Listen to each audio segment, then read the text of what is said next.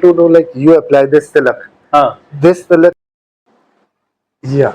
Yes. So, yeah, the word Prabhu Okay. is a very highly considered title, actually, Okay. because my philosophy and the main philosophy of people who follow Krishna, to say, Right. is coming from Bengal. Okay. Bengal was the birthplace of Gauranga Mahaprabhu, Sri Chaitanya, Okay. Nityananda Prabhu, Panchatattva, his associates. Right. So our terminology and philosophy is coming from that area. Okay. All right. Right. So the word Prabhu means master. Master. Right. And Prabhu, in the time of Gauranga Mahaprabhu and the associates, the word Prabhu was only used to tell to Gauranga Mahaprabhu, Okay.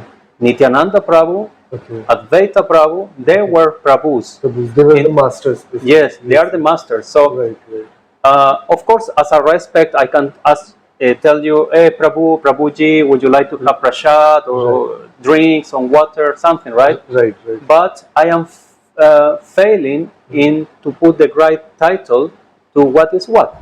Right. You are my brother, you're my Right. bhai, Right. or if you, I have a high esteem on you, Right. I can call you Dada. Right. Right. Okay. Dada is a man who I appreciate, Yeah. elder or elder. superior. Yes. Yes. But Prabhu on the Shastras, on the, for example, Chaitanya Charitamrita, Right. to Sri Gauranga, Okay. he is mentioned as Prabhu said. Okay. Prabhu kahe, Prabhu said this, Prabhu said that. Right. So we don't use the word Prabhu. Even it's very popular in Vrindavan, everybody would call you Prabhu. Yes. But when you go to the land of Sri Gauranga Mahaprabhu, Okay. they will not call you Prabhu. They will call you Dada. And if it's more trust and confidence like friendship, they will call Baya. Yeah. Yeah. This is so. Right. Normally, when friends or I am meeting somebody, they say to Prabhu, to me, I say, please call me Bhai. Okay.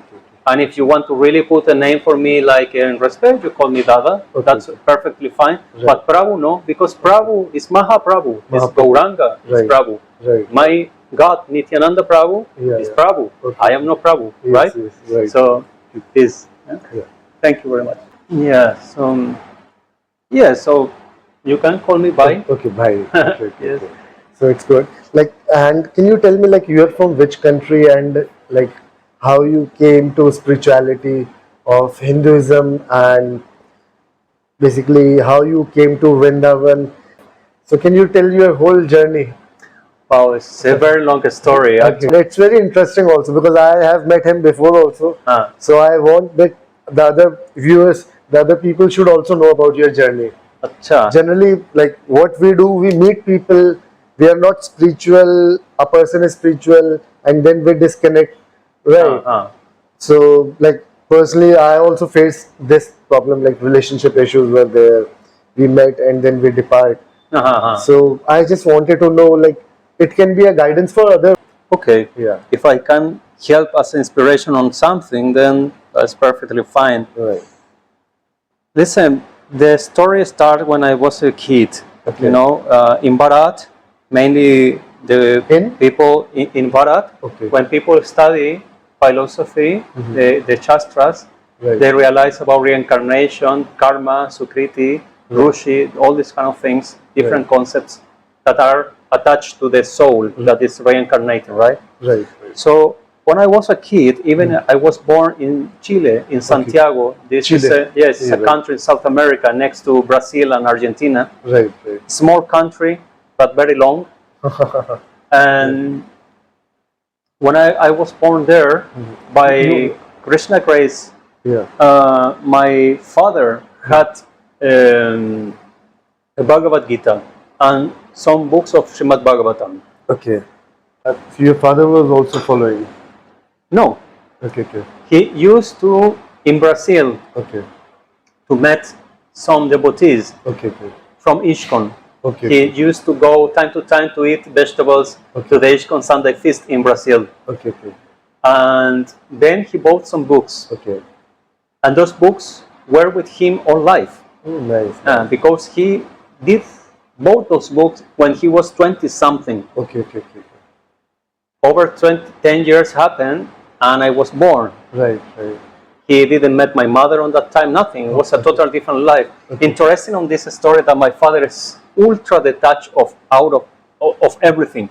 No out of spiritualism or mysticism. He just don't care about things, you know. He buy a car, after he sell the car, he don't care. He don't care about basically anything. So this is, in some way, it's a good samskar for me, because I feel same no attachment much about anything. But the only things. Continue. The only things that were there actually were those books from his time when he was young. You know, he has nothing from that time, but those books were with us for some reason. So when I was born and I start having my own mind, intelligence, I get to the library, a small books store, bookshelf in my house, and I was so attracted to those two books, or three books, two cantos of Bhagavatam and one Bhagavad Gita.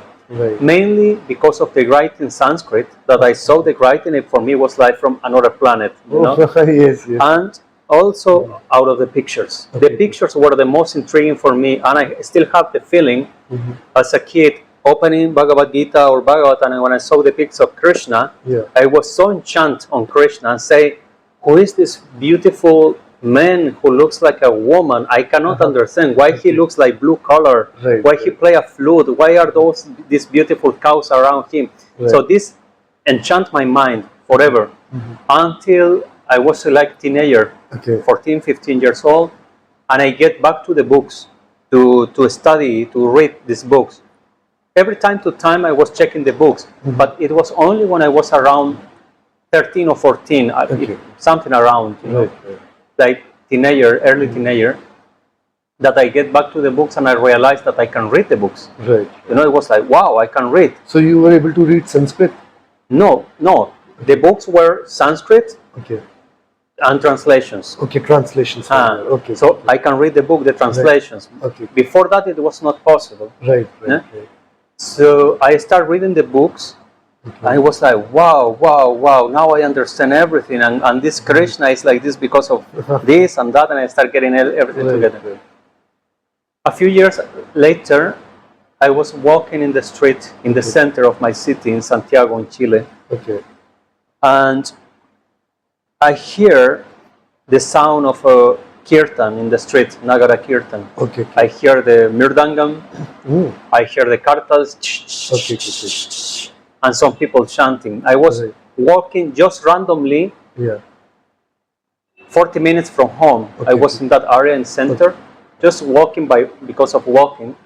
And then I hear this and I was like, wow, what is this? And I get to the place of the sound, and I saw the Nagara Kirtan of some devotees there in Chile. So you were 14 at that time? Yeah, about 14 or 15. And I hear the full music, the mantra, everything Hare Krishna mantra, songs. They stop time to time. They give some preaching, like 5 minutes preaching, and then more music. I was like trapped in there, and I felt like this is something I know, that I know. I get to the Bhagavad Gita classes like daily in the evenings. And after a few years, I took Diksha on that movement. So the time passed like this. I was back in time 16 or 17. I took Diksha. Now I am 43. And same age of mine. Yes. Yes. Seriously. 43. And by Kripa of Thakurji, I have been visiting Bharat for several times. I have been living here before, and because of visa, because I am not born here, I have to go back. So I went back for 1 year. I came back, and in my first parikram, I met you. Yes, we met. Yes. So, and we were just sitting, and we suddenly met. We had a kachori together. Kachori, yes. Kachori and tea. Yes. And I have to say one thing interesting. I was with my wife doing the parikram. I stopped for kachori, and I am eating, and I met him. So I ordered one more kachori and some sweet for the parikram. You need some energy to continue. And I say, okay, I will pay, and he asked me, no, I will pay this time. So I say, no, I will pay, and after a few ping pong, I say, okay, you pay this time. Next time, I will pay. Yes. So now we are in this next time. That's why we met here. Yeah. No, I will pay for hair also. No, this is on me. Because you are our guest, so it's my responsibility. I will not start fighting with this. Okay, 50-50. Yeah. Anyway, so when I came to Bharat a couple years ago, Right. I went to live in Radhakund. Radhakund is the most powerful place on earth. Right. Because this is the pound on area of plane of the gopis and Radharani. Radhakund. Radhika. So basically, Radharani used to come here. She comes almost every day there. Okay. And the gopis. In our understanding, the lila is eternal. Right. So it happens 5,000 years ago in what we call prakrit, external manifestation that everybody can see with the eyes. Right. But after that, it came to aprakrit, so it becomes unmanifest in material ways, from the material eyesight, and become manifest only in the eternal transcendental plane. Right. So from that time to here, we have several biographies of the Siddhas who have been in Radhakund or are in other areas of Bharat, or you can be in any place actually, and they, in their meditation, they go inside the Radhakund and they see the reality of Radhakund. That is what you see there. It's beautiful, of course. The Radhakund is very beautiful, the parikram, everything. But the real Radhakund, the aprakrit Radhakund, that is situated there as well, because this Radhakund is also expansion of the spiritual realm. Vrindavan also expansion of the real Nitya Lila of Vrindavan. So with the yogi power that you develop out of your sadhan, you have the power to enter this Lila and to realize that the Lila is eternal. Yes. And you can see Balaram, Krishna, Radharani, Gopis, everything is happening right here, right now. Oh, very nice. Idea of that, by the way, it's a Christian idea, it's a Brahmic idea imposed worldwide that we must do the things good now. And basically for Hinduism or Sanatan Dharma, we say, okay, I will work good, I will do good karma, be good with everybody, will do my sadhan, then after that, I will go to Krishna, or I will go to Parabrahman, right? Yogis say, okay, I will do meditate now. When I left the body, I go to merge in the Parabrahman. Or we, in Vaishnavism, we go to Krishna's land, the real land. But this is an incorrect understanding. Because the real understanding is that if you are not with Krishna right now, how you will be tomorrow? It's right here, right now, because Krishna is eternal. His body is eternal. His lila is eternal. So you must enter the eternal lila right here, right now. So this is exactly what, in the line of Gaudiya that I am following, we practice this. We call this area is called Smaranam. It's a form of meditation that you can enter the lila. You can visualize through the mantra, do your sadhan, you can achieve that platform right here, right now. So what happens when you are living like this? You don't need to do any extra effort. When you left the body, you keep your meditation and you go and you enter that area. We do the practice here. It's not tomorrow. It's not next life. Because this has been the mistake we have been doing for millions of lives in samsara. We think, next life, I will achieve perfection, or I will do something now, not much, but next life I will do a little bit more, and next life, and maybe in 10 life, or 100 life, or 1,000 life, I will achieve perfection. But actually this is not reality, this is a trap of Maya, this is illusion. If you don't achieve now, you will never achieve. Because time and space are creation of Maya, are illusion. Actually there is no time. If we go to Bhagavad Gita, Krishna says there is never a time, there is no time where you and me and all these kings, never, that they don't exist. always exist as soul, Yes, right? yes. So I am not young, I am not old. Yes, yes. I was not born, I will not die. Right. So if in my consciousness, Yes, yes. I am not in consciousness of Krishna, I am not in the lila, living the lila, Yes, yes, yes. then I will not achieve it. Right, Because right. it's not a thing that I go walking, oh, I am dead, now I open a door, oh, Krishna, Hari Bol. Yes, yes. No, Right. this is a Brahmic idea Right. that God will judge you in the end of the day, and Yes, they will yes. say you go to heaven. Everybody can, yes, say this, and it's totally fine. I respect. But in the reality, everybody is checking the bank account, how much Yes. money is getting, how much are selling. Right. This is not Atma Nivedanam, it's not surrendering. Right. Surrendering means I don't care about this, I am just chanting the name of Hari.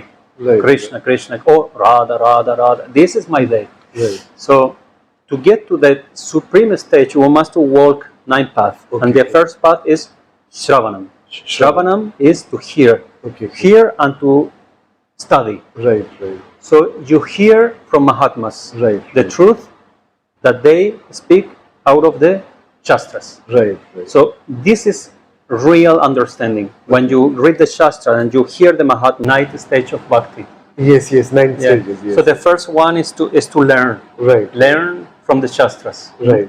What I think or what I imagine doesn't matter. Right. Because that's why there are Shastras, revelations, supreme revelations that are fully spiritual, and these revelations are not the same that what I understand with my material mind. Mind is material. Even you cannot knock on the mind, but mind is material. Yes, yes. So mind is imperfect to understand perfect. Right, You know, right, mind cannot understand Krishna Yes. and how Krishna wants, how Krishna works. Right, But right. the Shastras, yes. Yes. Vyasadeva and the Purvacharyas, they have been writing Okay, okay. by inspiration of Krishna. Krishna have been giving them the words. Right. So through that we can only understand. Then the second is Kirtanam. Is to repeat and to teach and speak about what we are doing now. Okay. Kirtanam. You know, I am transmitting what I have been learning, studying. Right, right. Everything that I speak is out of the Shastras. Not my own mind, I don't care about that. Right, right. Mind must to serve. Yes, yes. No? Otherwise, I will become the servant of the mind, and that is called madness. Right, right. Yeah. So, second is Kirtanam. Kirtanam. And then Smaranam. Okay. Smaranam is to start meditating in this. Okay. And that is the third stage. Okay. That mainly devotees are stuck in the first and the second stage only. Right, right. Even the most popular devotees I see on YouTube, stuck in second level only. Yes, yes. They don't even grasp third level, that is the bhajan, the meditation. Yes, yes, yes. So these are the stages. After that is to serve the lotus feet of Krishna, so on, so on, so on, until you get to, when you are fully developed, you give yourself entirely to Krishna. Yeah, because personally what I felt, like, if you really want to meditate, you need to get detached from other things also. Right? Because when you are on meditation, you are connected to many things. You are thinking of money, you are thinking of relationship, you are thinking of house, you are thinking of many, my parents, my brother, my sister, my wife, my girlfriend, my this, my that. So you need to come out of that stage, and then you can meditate. And there are also different stages, because initially the things will come in your mind. You need to cross those things, and then you will be entering in that stage where you can connect your Atma to Paramatma. Ji. Right? Am I right? Yes, you are right. Yeah. I want to add a little bit of spices to what you are explaining. You are very correct. Yeah. But what I will add to this, based on the studies I have been doing on the saints, on the old Mahatmas, Siddhas, perfect Bhaktas, you want perfect to eat yogis. something? Sorry to interrupt you. You want to eat something? Maybe we can order aloo paratha. Yes, yes. आलू पराठा हो जाएगा? कर दीजिए. 2. Yes. For me, no. No spice. Yeah. So what I want to add to what you say that is correct Right. is that our detachment should not be a punishment. Right. Detachment in bhakti means that you have so much love that you don't care for the other things. Very good, very good point. It's not like I am suffering because I am in front of Krishna, now I have to suffer. Right. No, I am in front of Krishna, I am so happy that I forgot to eat, I forgot girlfriend, I forgot job, I forgot everything. I quit because I have no time for that. I just want to be with my Lord. You understand? Right. So this is the real detachment, and a detachment that will not fail. But how you will get this must be a step by step. Right. If you go like fanatic, no, today I am brahmachari and tomorrow I will become a sannyas. Right. Because, Yeah. you know, but if you are not spiritual developed, you will become a sannyas. You will dress like a monk, renunciant monk, but you will be thinking how to make more money, how I will get disciples, which country I will visit first, in which class they will take me, how will be the reception I will get in the airport, Haribol, Haribol, Gurudev, Gurudev, and I will walk there very proud. Yes. This is not real detachment. Yes. Real detachment is when you really surrender everything to Krishna, and Krishna, whatever he wants, he will send a message from you to others. Yes, but for having this connection, your heart first must to be clean, and your mind must to be clean up out of love. Right. No punishment, only love. Right. So I go step by step. You know, I go step by step, and every step I do real on bhakti with love. Then it's no step back. You know, many Westerns, for example, they born in families who eat meat. This is normal for Western countries. But when you understand Krishna and you understand how much love Krishna has for his cows and his own instruction, and you love the instruction of Krishna, then in that very moment you say, I don't get back to that. I cannot do that. You know? So you work like this, step by step, and then your meditation, your bhajan will be pure and clean, deep. You cannot jump on top of you. You will fail. You know. There is a saying. How is the saying? For more that you wake up earlier, the sun will not rise earlier. You know? The sun come at the time it must to come. Even if you are at 1 a.m., come on. It will not work. You know. So you must also hear yourself, and step by step. Step by step. The time is there for everything. Absolutely. Yes. And in the last, the most important is what is the Krishna desire for you. It's not what I want. You know. Maybe Krishna want me to be married. Maybe Krishna want me to be single. Maybe Krishna wants me to cook for him. And maybe I want to be a kirtaniya, to chant kirtans, and everybody will chant with me and dance. Maybe Krishna doesn't want that from me. So I don't care what is I want. I try to get what Krishna wants from me. And Krishna will give you this step by step. You will feel balance and peace on yourself when you are in the right path. You know? And this right path, and this right path is not about what is convenient for me or what is not convenient for me. It's simply what I can serve in the best way. So a realized soul, supposed to be a guru, supposed to be a realized soul, he can know exactly what is what. So there is, the topic is not just to speak in 10 minutes. It's not possible. It's not possible. It's very, very complex topic. I am doing my effort out of my limited capacities to explain how this works. So, So, like, he also have a YouTube channel, and you can follow his YouTube channel. So, can you tell, like, the name of your channel? Yes, you can go to YouTube. If you want to hear my lectures in English, you go to Sarva Shakti 108. Sarva Shakti? Sarva Shakti 108. 108. Right. And Ashtotara Sat. Yeah. And who all are following the videos on his channel? Yes. Basically, name of the channel is Firki Life. Yeah, so you can follow Firki Life also. It's FIRKIILIFE. Yes. Yeah. I will put the link Yeah, to yeah, your, yeah. to I your will. channel as Yes, well. yes, yes. So it will be easy. Just click Yes, yes. and go. So, yes. So to have some support there will be interesting, and I am pretty sure that if the persons who are understanding English, even my English is not perfect because my mother tongue is No, no, Spanish. your English is very good. As compared to, I have seen many people. I have met many people, but your English is much better. Oh, Yeah. And Thank even he speaks good Hindi also. well, no.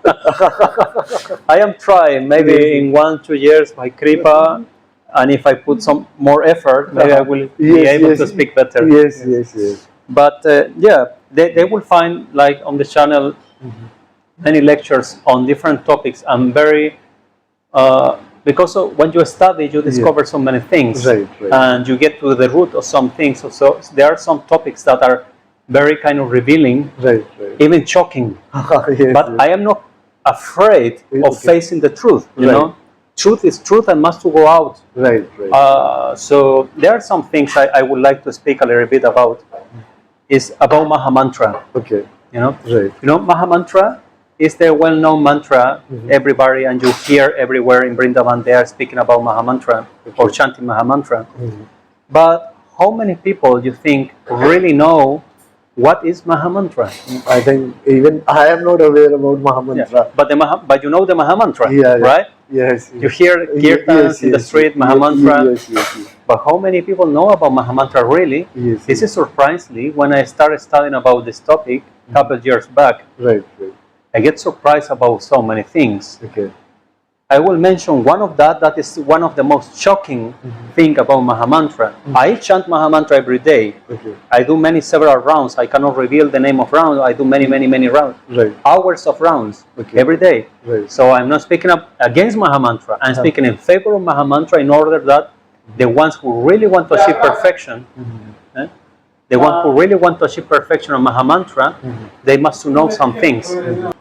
Yeah, we have some guests in the restaurant next door. They were coming with the phone speaking, so it will not be possible to finish the recording. And Baya here say to them, hey, we are recording, maybe sit at a different table. Yes. Okay, sorry. Yeah. Anyway, so the one thing I want to point on Mahamantra is a mantra for jap. Okay. For jap only. Okay, for jap only. And from where we get this idea? From the Granthas, the Shastras. Okay. When we search all the story of Mahaprabhu, he never chant Mahamantra Kirtan. He never Mahamantra Kirtan. Okay. Japa Mahamantra. Everybody did. Haridas Thakur, Gauranga Mahaprabhu, the associate, the Goswamis of Vrindavan, all did Mahamantra Jap. Yeah. No Kirtan. And for Kirtan, we have references on Chaitanya Charitamrita, Chaitanya Bhagavata, and Chaitanya Chandramrita, the three main biography of Gauranga Mahaprabhu, Sri Chaitanya, when explained clearly what he chant when he was in the street playing with musical instruments. Right. So he didn't chant Mahamantra, he chants songs like Haraya Nama, Krishna Labhaya Nama, Gopala Govinda Ram Shri Madhusudan.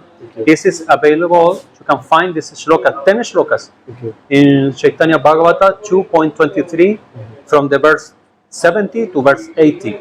There is explained. And Gauranga even there explained in the verse 80 what we should chant for kirtan and what we should chant for japa, for meditation. For meditation, japa only Mahamantra, and for kirtan he say Haraya Nama, Harinam.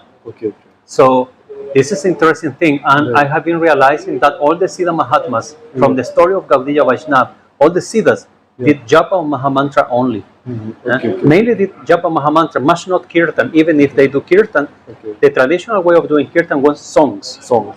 Govinda Jai Jai, Gopala Jai Jai, things like this, you know. Krishna Krishna Krishna Hey, Krishna Krishna Panivan, Krishna Krishna Rakshamam. This Gauranga Mahaprabhu himself chant. So this is one interesting thing that I have been covering in my channel. I have about 20 videos on this topic and making interviews to different sadhus, different babas, speaking about this topic, and it's incredible. And when you switch, because I came from a tradition where I did Kirtan Mahamantra, Japa Mahamantra, I had no idea what is the difference between Kirtan and Mantra. For me, it was the same thing. I chant sometime in a mala, sometime in a mirdanga and harmonium. For me, it was no different. But when I realized the thing about this, my Sadam Bayan, wow, skyrocket, boom, like this. Even like is with me also. Basically, like when I came to this uh, devotion things, when I came to spirituality, I was also not aware because there was no guide to guide you, and you need to choose a guru also, right, for proper guidance. So generally, like we are born in this country, and we are like we started with Om Namah Shivaya, Om Namah Shivaya. Then it was for Saturday, it was for Shani. We were trying different things, sometimes Hanuman. So we used to go to different paths, but we were not aware about the supreme authority, like who is the supreme power, and what mantra we should chant, what bhakti is there, what bhajan is there, right? Whatever comes to your way, you accept that thing. Yeah. So, like as you guided it, there are 9 ways, right? So we need to focus on these things also. Yeah. Actually, all the devas, Yeah. all the devas are expansion of Krishna. Right. Counting Mahavishnu, Shiva, and Brahma, Right. all expansion of Krishna. Right. From that point of view, Yeah. an absolute point of view, everything is Krishna. Right. So a devotee of Hanuman Yeah. is worshipping Krishna anyways. Right. A devotee of Vishnu is Yeah. worshipping Shiva also. Right. It's all coming from the same source, Right. but the sweetness, the madur, the ras that you will develop will be different. Right. Krishna explained clearly in Bhagavad Gita and 10 Canto, he is everything. All the devas, he is the devas, and all the worship that people do to not only Indian gods to say, but to any god, any deity around the world who is finally enjoying the worship is Krishna. Right. But when you know that Krishna is, why you will go to speak with the to say vice president if you can interview directly with the president? You go directly to president, you know. Right. So we know that Krishna is, and that Krishna is. But it does not mean that we must disrespect or look down to other deities. Right. Because when our Vishnu, who is Krishna, Yeah. incarnate as Ramchandra, Yes. who incarnate just there was Right. Hanumanji. Right. And who is Hanuman is Shiva. Yes. Huh? And when Ramchandra will cross to Lanka Yeah. to rescue Sita, what Ramachandra do? Ramachandra do yajna and deep bhajan meditation Right. in the name of Shiva. Right. Hanuman, being Shiva himself, Yeah. is devotee of Ramchandra. So this tattva is showing that Vishnu, Brahm, Shiva are no different. Yes. The difference is for the devotees. Right, My right. point of view, Shiva is my Lord. Yes. Vishnu is my Lord, but also is Shiva because they are the Vishnu is devotee of Shiva, Right, and Shiva right. is devotee of Vishnu Right. in this platform. But then it's a point that where everything expands properly, the ultimate, and this is Right. Krishna. So this is my Ishtadev. Right. But I chant Om Namah Shivaya. Okay. I use Rudraksha sometimes. Sometimes in my own home I do puja for Shiva Yes. because in our philosophy, Gaudiyas, we believe Shiva is the supreme Vaishnava. Yes. Vrindavan Das Thakur, one of the Purvacharyas, is the incarnation of Vyasadeva. He writes, Okay. without the blessing of Shiva, Mahadev, Yeah. we can know Shiva Bhakti. It's Right. impossible. Right. We must to pray, Shiva, please give me Bhakti. Yes. When Shiva is meditating in Kailash, Yes. and he left family, Yes. Parvati Ma, everything, and go inside the cave in Kailash. Yeah. What he is doing? Meditation. And in what is meditating?